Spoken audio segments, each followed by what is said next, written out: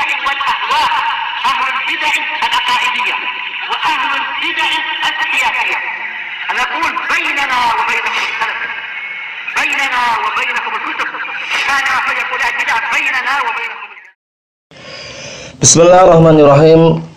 الحمد لله الذي أرسل رسوله بالهدى ودين الحق ليظهره على الدين كله وكفى بالله شهيدا وأشهد أن لا إله إلا الله وحده لا شريك له وأشهد أن محمدا عبده ورسوله صلى الله عليه وعلى آله وسلم تسليما مزيدا. أما بعد.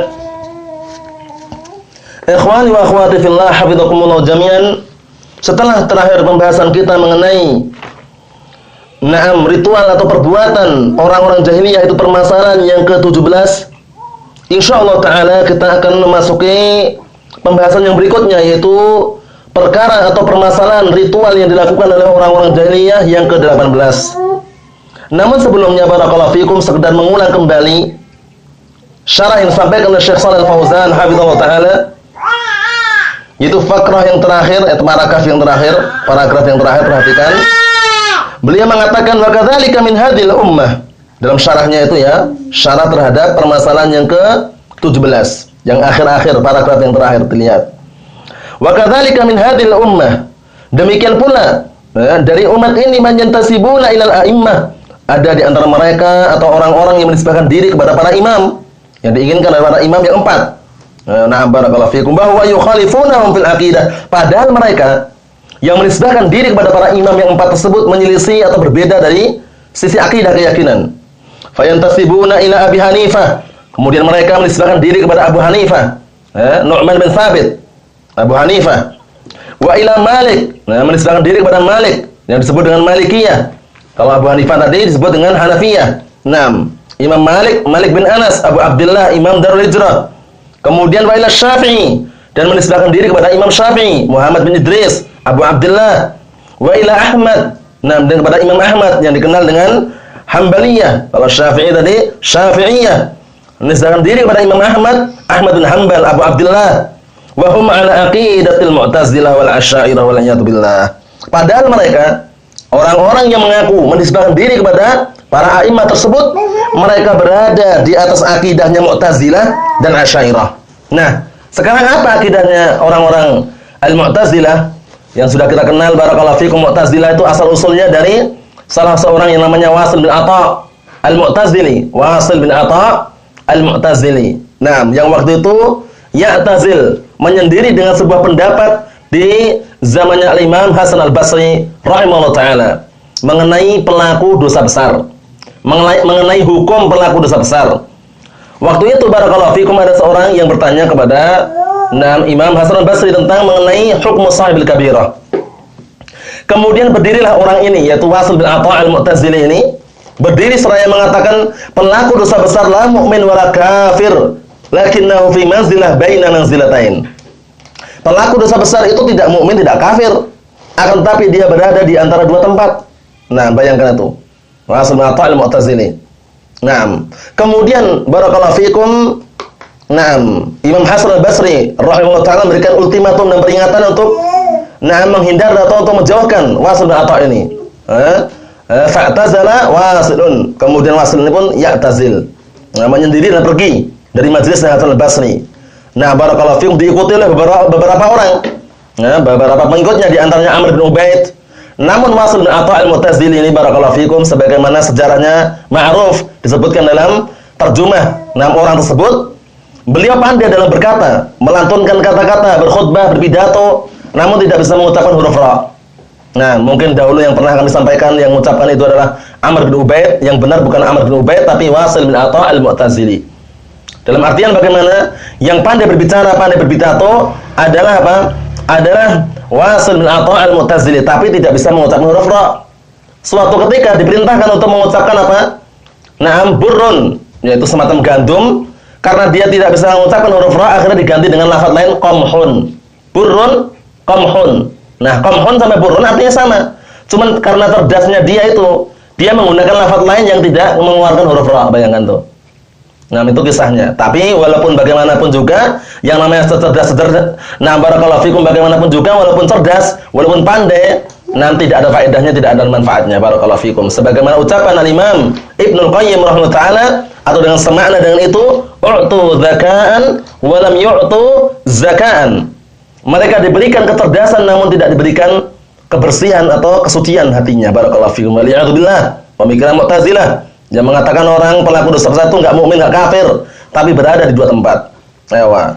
Terus bagaimana yang benar? Yang benar sudah kita ulang-ulang barakallahu fikum. Pelaku dosa besar adalah mu'minun bi imanih naqisul iman. Dia masih dikatakan beriman dengan keimanannya tapi imannya berkurang. Imannya berkurang, tidak sempurna barakallahu fikum. Naam. Kemudian wal asy'ariyah dan akidahnya para asy'ariyah. Bagaimana? Asy'ariyah pendapat mereka, akidah mereka sebagiannya barakallahu fikum. Naam adalah apa? Masalah asma wa sifat. Mereka mengatakan bahwasannya Allah Subhanahu wa taala cuma memiliki 7 nama saja. Nah, 7 nama saja barakallahu fikum. Nah, bayangkan itu. Adapun yang lainnya bagaimana? Yang lainnya dimasukkan dalam 7 itu. Nah, jadi mereka pun membangun ketika menetapkan nama Allah Subhanahu wa taala, 7 tersebut itu pun dibangun di atas akal, bukan di atas dalil. Jadi menurut mereka selama itu mencocoknya akal, maka diterima.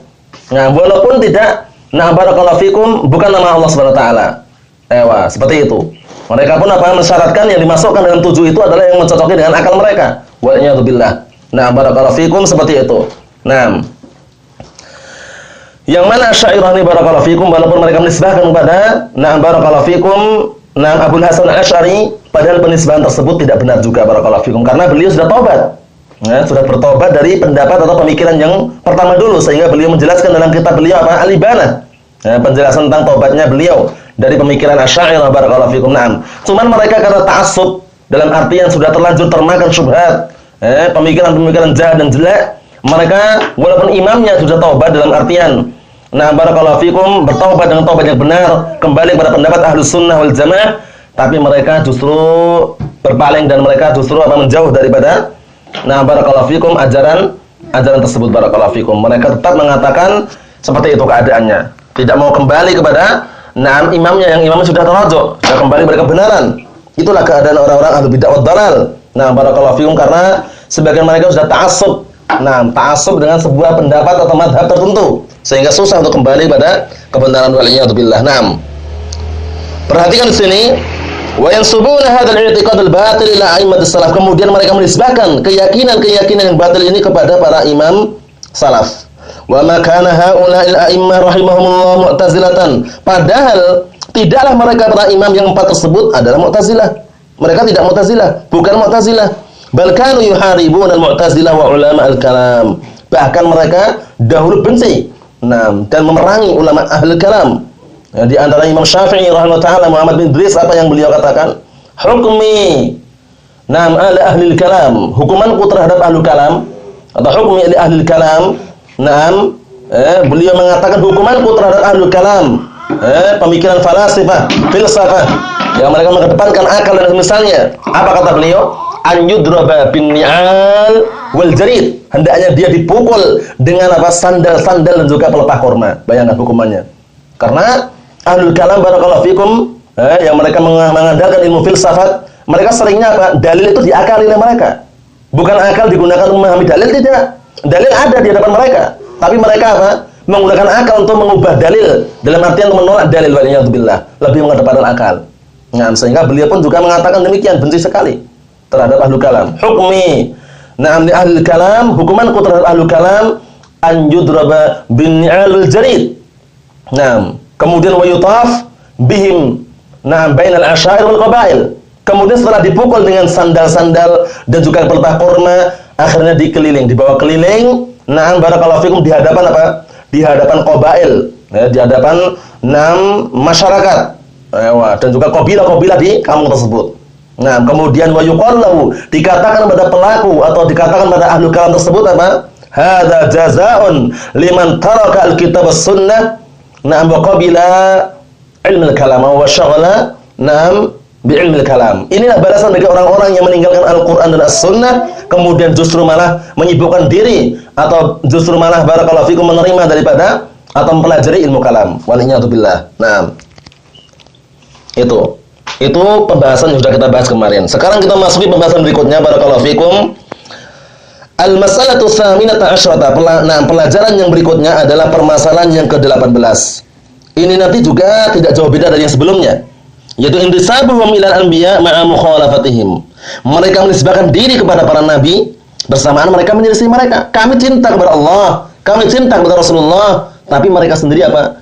Tidak menunjukkan dengan perbuatannya itu bahwasanya mereka cinta. Buktinya, mereka mengatakan kami cinta kepada Rasulullah tapi melakukan perbuatan bid'ah. Cinta kepada Rasulullah tapi menyembah kuburan. Cinta kepada Allah Subhanahu wa taala tapi minta kepada dukun, minta kepada tukang sihir, minta kepada bebatuan, pepohonan dianggap keramat, dianggap angker, kemudian dimintai di situ, diserahkan sesajen atau diserahkan bunga-bunga atau air-air yang semisalnya, minta pesugihan dengan benda-benda yang sudah mati, dalam artian benda mati atau orang-orang sudah meninggal. Nah, baik Mbah Fulan atau Kiai Fulan atau Syekh Fulan atau macam-macam. Itu menunjukkan bahwasanya cintanya itu cuma sekedar ucapan saja. Nah, cinta yang gombal istilahnya. Nah, cinta yang dusta. Karena kalau bukti cinta bagaimana? Mengikuti Rasulullah. Nah, kalau benar-benar cinta kepada Allah Subhanahu wa taala, mengikuti Rasulullah dan juga mengikuti Al-Qur'an dan As-Sunnah. Bukan cuma sekedar ucapan saja. Kalau cuma sekedar ucapan bagaimana? Ya tidak diterima. Kullun yad'i waslan bil laila wa laila la tuqirru lahum bidzaka. Setiap orang mengaku dirinya punya hubungan cinta dengan Laila. Setiap orang mengaku, aku cinta dengan Laila. Ini segera permisalan Arab ya.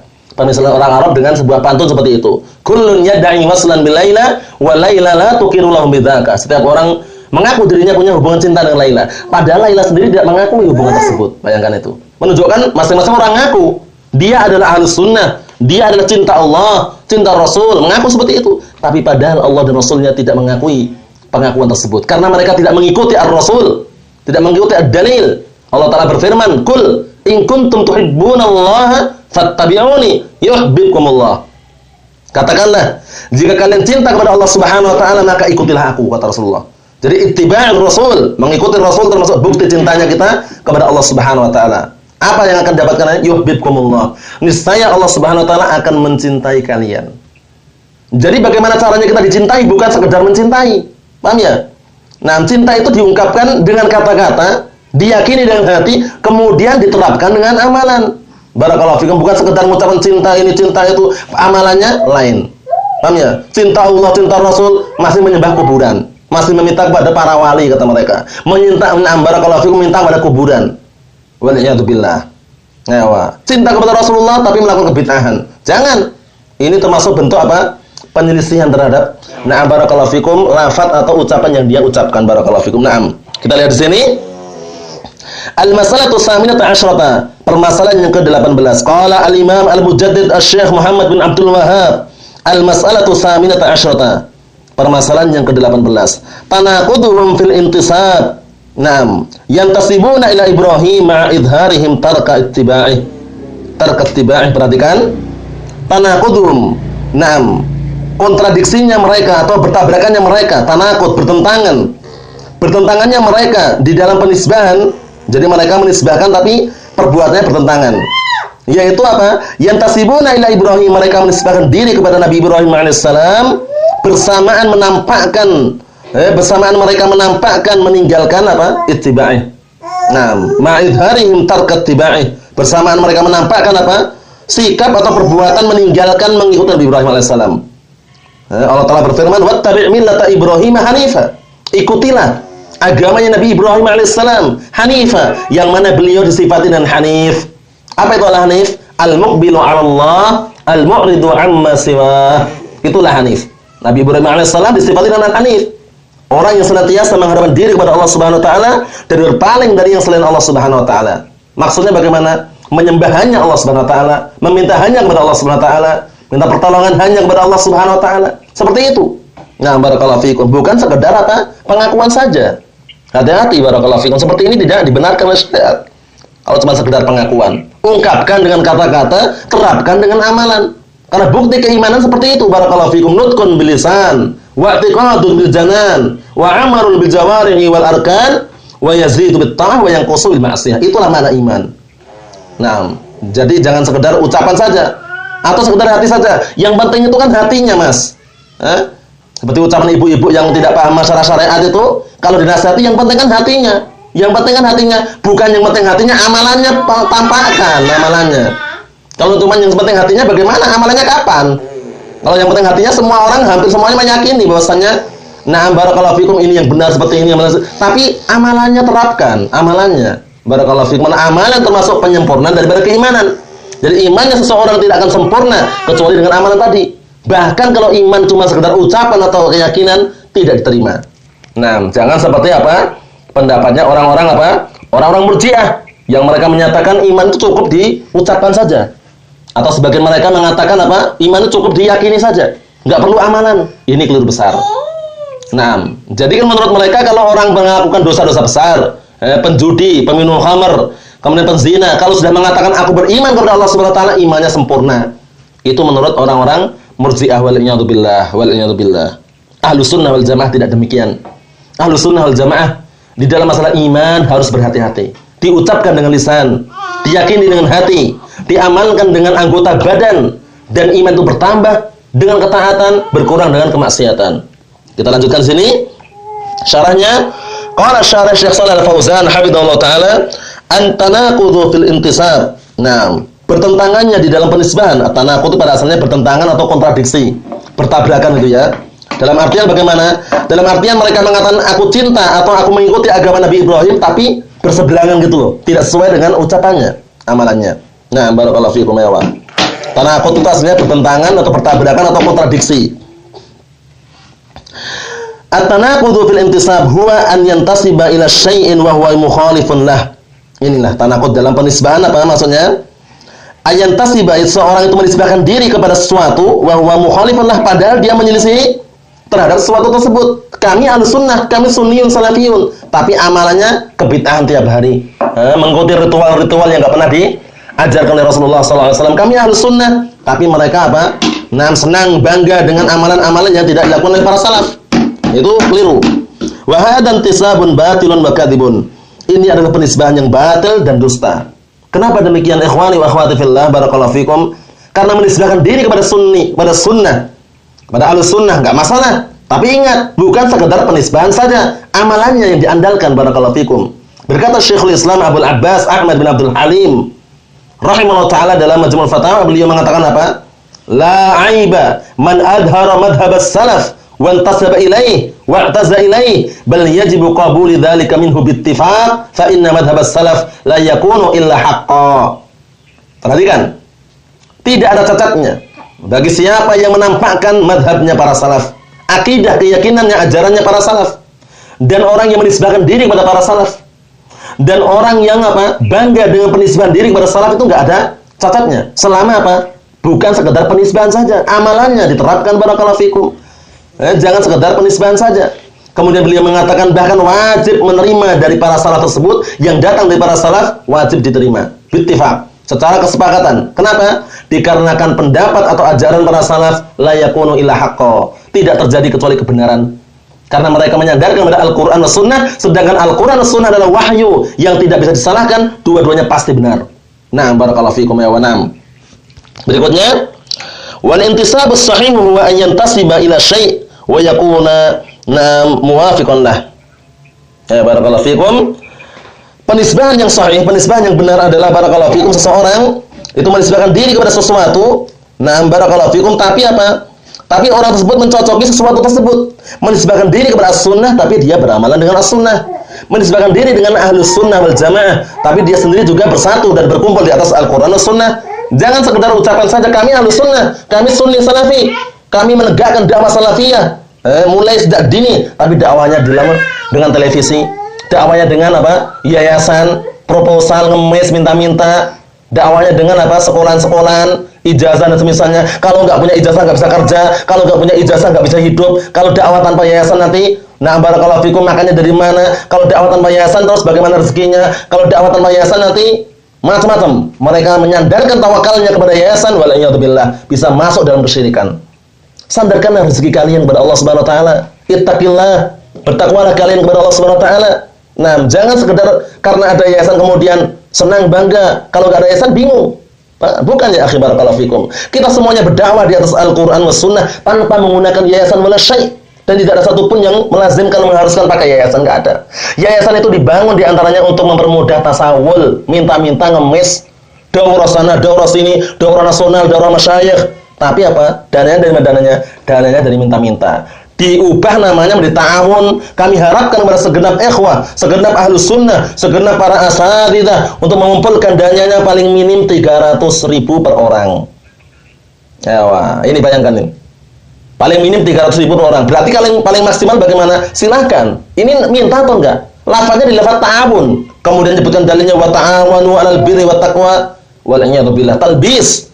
Perbuatan seperti ini adalah mengelabui kaum muslimin. Hati-hati. Kalau seandainya tidak punya dana untuk mendatangkan para masyayikh, enggak usah takalluf. Siapa yang menyuruhkan bertakalluf berlebihan seperti itu? La yukallifullahu nafsan illa wus'aha. Tidaklah Allah Subhanahu wa taala membebankan sebuah jiwa melainkan yang dia mampu. Enggak perlu takalluf. Fattaqullaha mastata'tum. Bertakwalah kalian kepada Allah Subhanahu wa taala semampu kalian. Ngapain takalluf? Mengumpulkan dana sana kemari. Nah, barakallahu fikum dengan kotak infak dan semisalnya, proposal untuk melakukan dana. Nah, barakallahu fikum. Nah, barakallahu fikum apa? Daurah nasional. Nanti dibagi-bagi ustadz yang senior yang sudah keluar dari Yaman atau Saudiah. Nah, makanya sendiri. Kemudian ustaz-ustaz yang junior.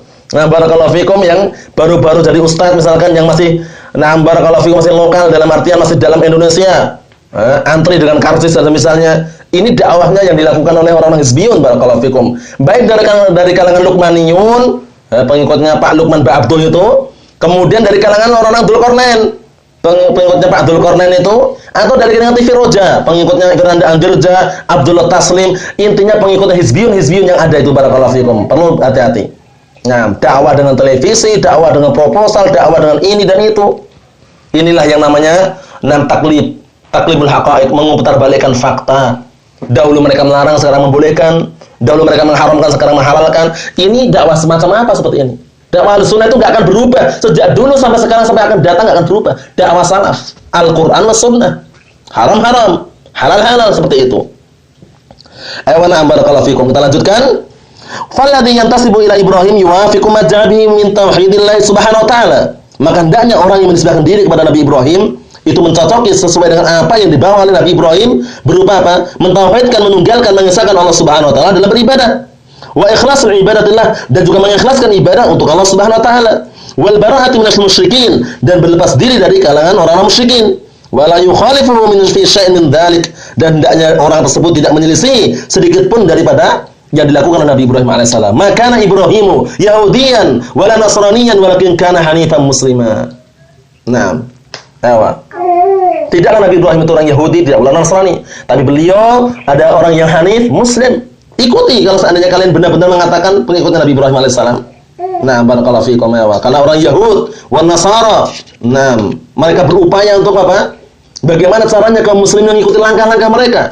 Walan tarda 'ankal yahudu walan nasara hatta tattabi'a millatahum. Orang-orang Yahudi dan Nasara itu mereka tidak akan ridho dengan kalian hingga kamu mengikuti jejak atau langkah-langkah mereka atau agama mereka. Waliyatubillah. Hati-hati. Wa min dzalika intisabul yahud ila Ibrahim ma'an imtina'ihim min al-hajj wa istinkarihim liistiqbalil Ka'bah. Perhatikan. Wa min dzalika, termasuk contohnya adalah penyandaran penisbahan orang-orang Yahudi kepada Nabi Ibrahim. Bersamaan dengan itu mereka tidak mau haji dan mereka mengingkari bahwasannya mengingkari apa? Dan mereka mengingkari untuk menghadap kiblat ke Ka'bah. Karena orang-orang barakallahu fikum, orang Yahudi dan Nasara pada waktu itu, mereka meyakini bahwasanya kiblatnya itu di mana? Di Masjidil Aqsa. Padahal sudah terang-terangan datang penghapusan. Dalam artian apa? Suruh mengarah ke mana? Ke Masjidil Haram. Itu Ka'bah barakallahu fikum. Walihada qala Allah Ta'ala, karena sangkaan mereka yang keliru dibantah oleh Allah Subhanahu wa taala, inna awwala baitin wudi'a lin-nasi lalladzi bi Bakkah mubarakan wa hudan lil alamin. Sesungguhnya rumah pertama kali yang dibangun letakkan untuk manusia untuk beribadah, sungguh di mana? Adalah di Bakkah. Bakkah itu nama lain untuk Mekah. Bakkah itu nama lain untuk apa? Untuk kota Mekah. Mubarakan, yang kota tersebut diberkahi. Wa hudan, sebagai petunjuk lil alamin, bagi orang-orang atau bagi alam semesta ini. Fihi ayatun bayyinatun, di dalamnya ada tanda-tanda yang sangat jelas nampak. Maqam Ibrahim, dan juga ada makamnya Ibrahim alaihissalam, tempat berdiri Nabi Ibrahim alaihissalam ketika membangun Ka'bah tersebut. Wa man dakhalahu kana amina, dan barang siapa yang masuk dalam Ka'bah tersebut, niscaya dia akan aman. Walillahi 'alan nasi hajjul baiti man istata'a ilaihi sabila wa man kafara fa innallaha ghaniyyun 'anil 'alamin. Dan hanya untuk Allah lah kewajiban atas manusia untuk menunaikan haji ke Baitul Haram bagi siapa yang mampu untuk menempuh perjalanannya. Ini perlu diperhatikan. Awalnya umum, walillahi 'alan nas, seluruh manusia. Tapi ternyata Pak, di setelahnya man istata'a ilaihi sabila, bagi orang yang mampu menempuh perjalanannya. Jadi haji bagi yang mampu gitu. Wa man kafara, dan barang siapa yang kufur terhadap kewajiban ini, sudah mampu, punya kemampuan, baik kemampuan badani atau kemampuan mali, harta dan badannya, kemudian sengaja tidak mau haji dan misalnya, fa innallaha ghaniyyun 'anil 'alamin. Sungguhnya Allah Taala Maha Kaya, tidak butuh terhadap seluruh alam ini. Wa kadzalika man yantasibu ilal a'immah arba'ah, demikian pula orang yang menisbahkan diri kepada para imam yang empat, yajibu an yuwafiqahum fil i'tiqad wa la yukhalifuhum ila i'tiqadi ghairihim. Maka wajib orang tersebut mencocoki atau sesuai dengan keyakinannya, dan tidak boleh menyelisih mereka pada keyakinan atau menuju pada keyakinan yang lain. Minal Jahmiyah wal Mu'tazilah wal Asy'ariyah, baik dari kalangan Jahmiyah wal Mu'tazilah wal Asy'ariyah. Namun perlu diperhatikan, ini bukan maknanya kita diperintahkan untuk ta'assub madhabi, tidak. Kita bukan bermadhab Maliki wala Syafi'i wala Hambali. Kita madhab kita Ahlus Sunnah wal Jamaah. Ajaran keyakinan kita Ahlus Sunnah wal Jamaah. Barakallahu fiikum, selama pendapat yang ada pada Imam Malik, Imam Syafi'i, Imam Abu Hanifah atau Imam Ahmad, kita ambil selama mencocoki dalil dari Al-Qur'an dan As-Sunnah. Adapun yang menyelisih dalil Al-Qur'an Sunnah kita tinggalkan, barakallahu fiikum, karena dalil adalah Al-Qur'an was Sunnah. Itulah yang paling selamat. Tidak boleh kita ta'assub madhabi, fanatik dengan sebuah madhab tertentu. Karena seringnya bertolak belakangan dan akan menimbulkan permusuhan. Kamu Maliki ya, kamu Syafi'i ya, kamu Hambali ya, kamu Hanafi ya. Bukan, kita ada Sunni Salafi, Ahlus Sunnah wal Jamaah bi fahmi salafil ummah, mengikuti jejak generasi salafun saleh dari kalangan sahabat, tabi'in wa atba'ut tabi'in wa man tabi'ahum bi ihsan ila yaumiddin. Itulah kita Ahlus Sunnah wal Jamaah. Dimanapun mereka berada, di luar negeri, dalam negeri, baik mereka berkulit hitam, berkulit putih, berbeda bahasa, selama mereka kokoh di atas Al-Qur'an was Sunnah dengan pemahaman salaful ummah, maka kita katakan orang tersebut adalah Sunni Salafi. Tanpa kita melihat latar belakang keluarganya, anaknya, istrinya, tapi personil per individu kita lihat. Orang yang mengaku dia adalah Ahlus Sunnah wal Jamaah, dilihat benar nggak dia mengikuti Al-Qur'an Sunnah ataukah tidak, seperti itu. Barakallahu fikum. Cukup sekian yang saya sampaikan, semoga bermanfaat bagi kita semuanya.